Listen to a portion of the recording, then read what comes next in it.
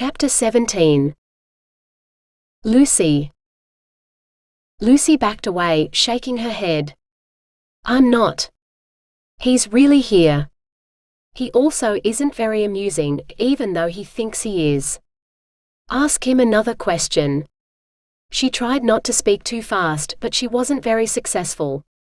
She sounded afraid, and Dylan would have to be a complete idiot if he didn't realize. He continued to advance on her, and she kept retreating. Why hadn't her sister sent help yet? When did he die? Friday the 1st of March, 1963. On my 18th birthday. She glanced towards Jack as she repeated his words. Ask him something else, Dylan. Isn't there anything else you want to know? Why can't I see him? If he's really there, other people should be able to see him. She nearly growled in frustration. He was difficult to distract. She also wished he'd stop walking towards her. I don't know. Ask him a question. Don't you want to ask him a question? I mean, how often do you get the chance to talk to a ghost? How did he die? Great. He would have to ask that. It's probably another question you shouldn't tell him the answer to. If he hears my girlfriend stabbed me, he might wonder what you're planning. Tell him I had a motorcycle accident. He won't know it's a lie. When she told him, Dylan asked, why is he here? Don't ghosts have to haunt where they died? Because he died here, Lucy said. She barely managed not to tell him to stop moving. A glance around the area showed they were still alone. Wasn't anyone coming? What sort of bike was it? How about we skip all the questions and just make another run for it? Jack asked. Come on, Jack, answer the question. I knew it. It's all a lie, Dylan said. You don't have a clue what sort of bike someone would own in '63. Tell him it was a 1953 Royal Enfield Bullet. She hurriedly repeated Jack's words. Dylan came to a complete stop. He's real? There's a ghost standing beside you? Run, Jack ordered. She didn't need to be told twice. Letting Jack lead the way, she ran, not looking back to see if Dylan followed. They headed around the side of one of the buildings, stopping at the back. You can climb up on the roof from here. Jack looked behind them. Hurry before he follows. She tucked her phone into the side of her pajama shorts, and with Jack's help clambered up the side of the building, using a window ledge and a downpipe. As soon as she was on the roof, she lay down flat, peering over the edge. She still couldn't see Dylan. Jack joined her. He's just started moving. Keeping him talking wasn't such a crazy idea after all. Lucy didn't say anything. She didn't want to risk Dylan hearing her. She could finally see him walking towards the building she was on top of.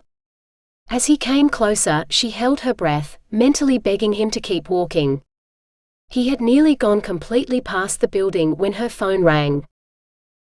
She grabbed her phone and, seeing it was her sister, pressed the answer button. Leah started speaking before she even had a chance to say hello. This better not be a Joe, the phone went dead. Lucy? Where are you? I know you're around here. I heard your phone. Dylan slowly turned on the spot. Lucy momentarily closed her eyes, tucking her phone back into the waistband of her pajama shorts. She didn't have a clue what to do. If she moved, he'd definitely see her. Surely if she stayed still, he wouldn't think to look on the roof. Keep your head down, Jack said. She pressed her cheek against the roof, the bumpy corrugations uncomfortable and cold against her body. Lying on a roof at the beginning of March, in the early hours of the morning, wearing thin cotton pajamas wasn't her idea of fun. So much for a weekend without parents. It had been a complete fail. She thought of going to the movies with Tanner and coming back to her place afterwards. Okay, so maybe not a complete fail. Lucy. She remained pressed against the roof. Why couldn't he go home and leave her alone? What did he plan to do? How did he think he was going to stop her from talking? She shuddered as only bad scenarios came to mind. Come out, Lucy. I just want to talk to you. Explain things. Make sure you understand. Don't even think about moving. Jack rose to his feet and looked over the edge. He's almost directly below you. She wasn't an idiot. There was no way she was going down there to talk to Dylan.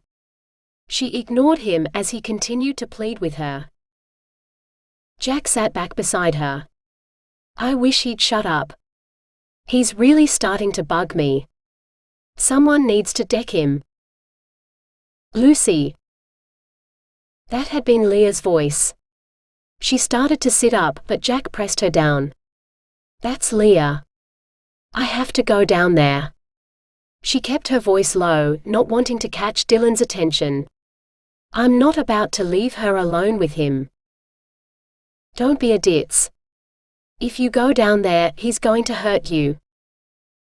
So I should let him hurt my sister instead? She rolled away from Jack, peering over the edge. Not going to happen. Lucy. If you're here, you better hurry up and answer me before I go home. If this is your idea of a joke, I'm going to make you regret it. Leah was coming closer, and the last thing she wanted was to have Dylan hurt her. I'm over here. Where? Leah called out. You called your sister? Dylan asked from below. You told her? Over here. Lucy rose to her feet. This is worse than playing Marco Polo, Leah shouted. Before Lucy could reply, Jack pulled her back from the edge. She started to demand what he was doing when she saw Dylan's hand on the edge of the roof, soon followed by his body. You told. You promised not to tell.